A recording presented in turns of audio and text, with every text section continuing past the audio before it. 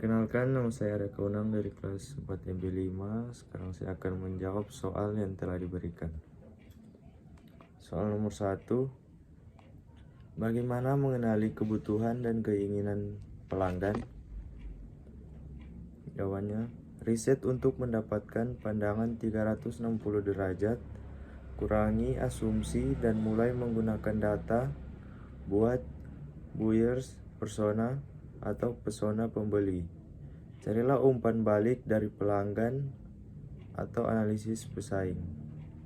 Yang kedua, bagaimana pemasar meningkatkan penyajian barang dan jasanya untuk memuaskan kebutuhan pelanggannya? Jawabannya, yang pertama, menjaga kualitas produk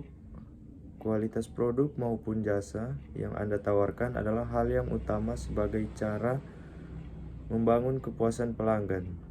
Yang kedua, sikapi keluhan pelanggan dengan ramah, mendapatkan masukan baik berupa kritik dan saran, hingga keluhan dari pelanggan merupakan hal yang wajar terjadi dalam dunia bisnis. Yang ketiga, tanamkan selalu nilai kejujuran.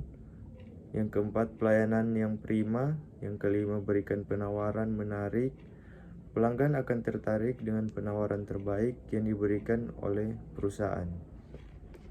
Soal nomor 3, bagaimana membuat desain produk?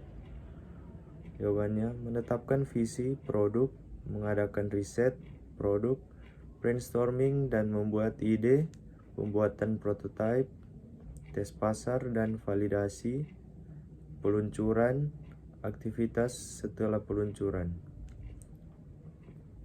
Nomor 4, bagaimana menguji bahwa konsep produk tersebut bekerja?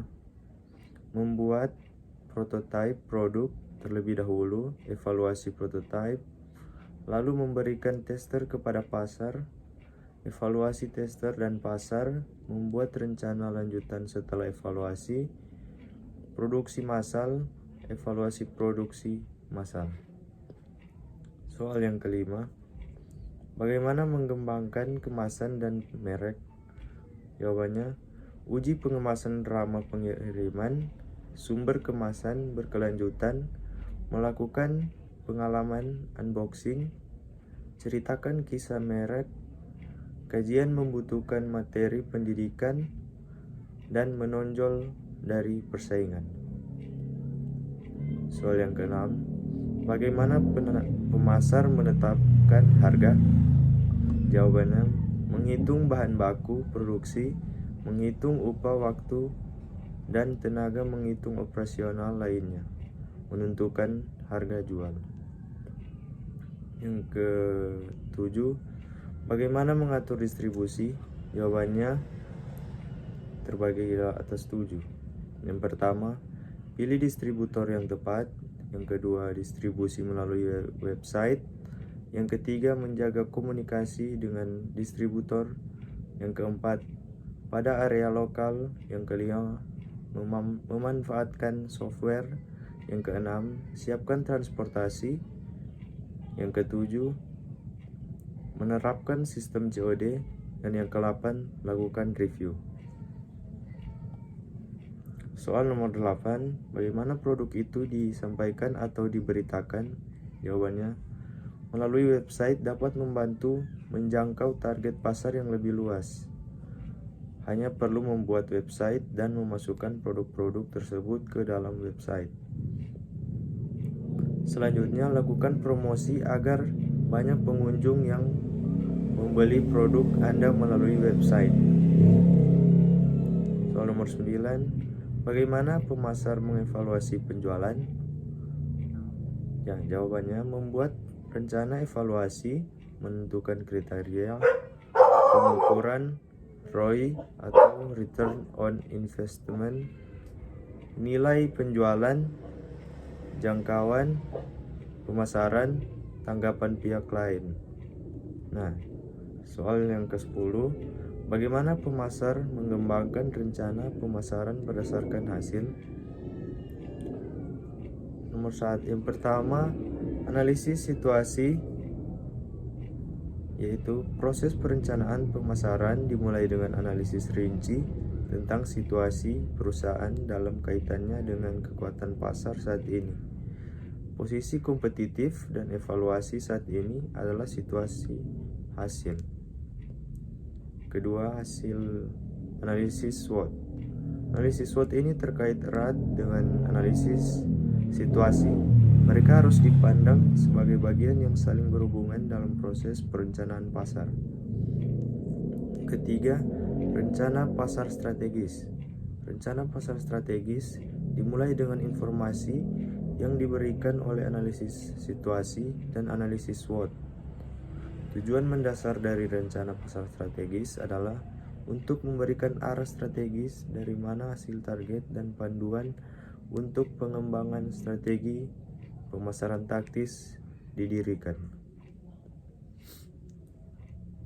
Nah, yang berikutnya, pemasaran hasil rencana mendefinisikan untuk setiap segmen bagaimana penjualan, pemasaran, margin, investasi, pemasaran, dan profitabilitas akan berkembang selama 3 tahun cakrawala, merenungkan untuk elaborasinya. Nah, soal yang ke-11, bagaimana meningkatkan strategi pemasaran? Jawabannya, kenalilah pelanggan, pilih lokasi yang strategis, menggunakan internet marketing, lakukan promosi, menjalin hubungan dengan pelanggan. Nah, soal yang ke-12 atau yang terakhir, deskripsikan tentang lingkungan pemasaran. Lingkungan pemasaran dijadikan faktor penentu kesuksesan pemasaran sebuah bisnis atau perusahaan karena terdapat berbagai macam pelaku dan unsur yang saling mempengaruhi, bisa berupa kekuatan dan ancaman dari dalam maupun luar perusahaan dalam mencapai tujuannya. Soal yang ke-13, bagaimana pemasar mengubah strategi menjadi produk, yaitu dengan meningkatkan produk yang sudah ada, percobaan dengan memberikan penawaran contoh sampel produk gratis kepada pelanggan, penawaran paket baru seperti paket bundle, dan diskon untuk produk tersebut. Target pasar baru yang dimana kita bisa menjual produk di pasar yang berbeda. Soal yang ke-14, apa yang dimaksud dengan membangun hubungan berkelanjutan dengan pelanggan?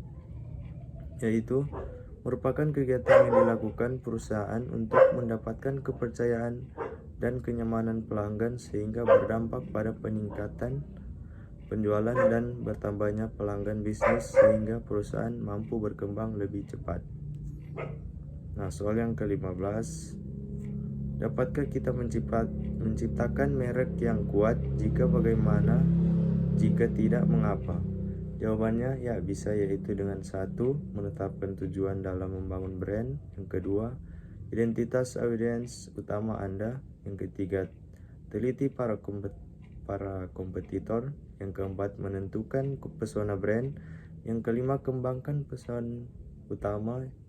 Yang keenam, bentuk brand yang unik. Yang ketujuh, selalu konsisten. Nah, soal yang terakhir, bagaimana pemasar menciptakan penawaran? Yaitu dengan produk dan layanan yang dirancang untuk memberikan nilai kepada pelanggan baik, untuk memenuhi kebutuhan mereka, memuaskan keinginan mereka, atau keduanya.